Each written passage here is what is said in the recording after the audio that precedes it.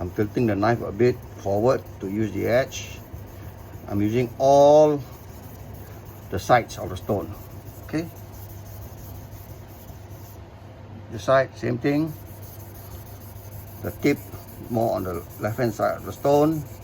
Center. And towards at the bottom, I'm using more on the right hand of the stone. Okay. Then I would flip the stone over. Same thing. So I get even wear.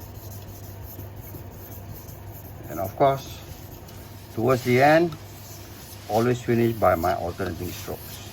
This way, you try and even out the wear.